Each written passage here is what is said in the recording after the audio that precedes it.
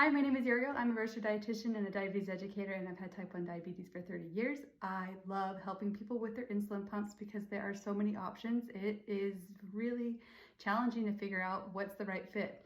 And there are certain pumps that are in warranty for 4 years and certain pumps that go through pharmacy, and there's so many updates. So finding out the right fit for you can be really confusing. So I love helping people understand all the different pumps and what works best for you. So lately with patients, I've been seeing a lot of lost signals. So we have these closed loop systems that are connected to their CGM. So it's either Guardian with Medtronic, but in the fall, it is going to be connected with the Libre 3 Plus, and also they have the Simplera coming out. And then you have Beta Bionics, Tandem, and you have Omnipod that are all connected to the Dexcom.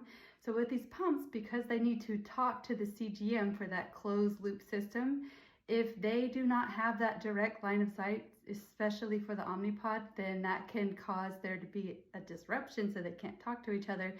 So then you're not getting that feedback loop. So for instance, let's say that your pump isn't talking to your Dexcom, it's not getting signal, and depending on the system, for example with Tandem, after 20 minutes, if it loses that connection, it will then just use its program rate, which can be scary if this happens at night because we need that automation all the time.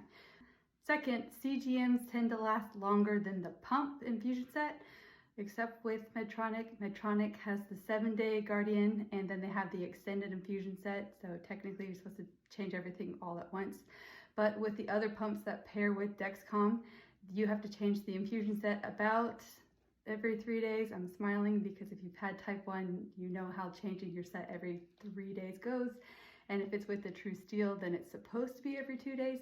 But if you change your Dexcom every 10 days and with the G7 every 10.5 days, what are you supposed to do when you have a sensor that's still working well on one side, but you're trying to rotate your infusion sets because that's important as well? So what I do, currently I'm on the Mobi with G7. A month ago I was on the T-Slim, and a month before that was on the Medtronic 780G. I use everything because I think it helps me as a healthcare professional to have that personal experience. So with my Mobi right now, I will have the Dexcom on this side of my body, and then I will keep the Mobi on this side of that body for that 10-day period. So if I have a CGM on this side, I will rotate the infusion set on this side of my body so that the Mobi stays close to that sensor so it can continue to have that closed loop feedback, no signal loss. They'll be able to connect and talk to each other without disruption. Because again, what people tend to do is they're told you need to change your infusion set from this side to the other side.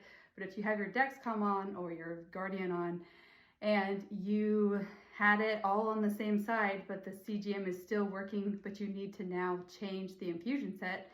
If you put the infusion set on the other side, or if you put the pod on the other side, that is going to disrupt the Bluetooth connection, so then the pump and the CGM cannot talk to each other. And then that's when you get in trouble with the closed loop system, because then you're going to get signal loss and then the pump's not going to work as well for you.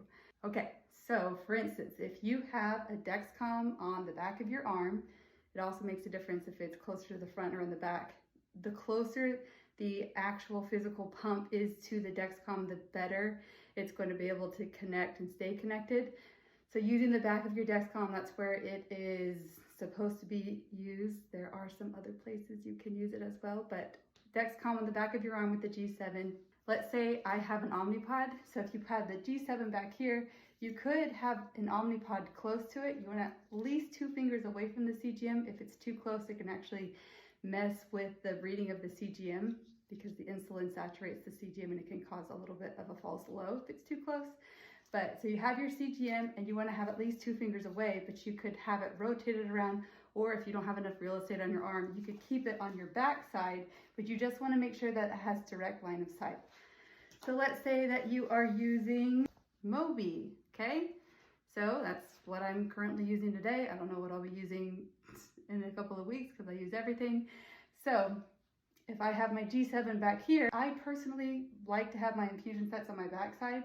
So I would rotate this area. So you want to make sure you're still having good rotation, but I just like to keep it on that side and rotating really well.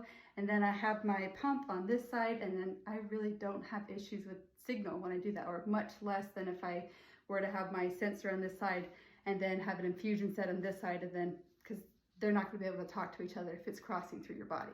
So, and then of course, the same thing with the tandem, if you were to do that, Beta Bionics, Medtronic, same side, 3 set changes. If you have to change your infusion set every 3 days, do 3 rotations, but make sure that you move it around, because of course you don't want to overuse an area, because that can also cause scar tissue damage. We don't want that.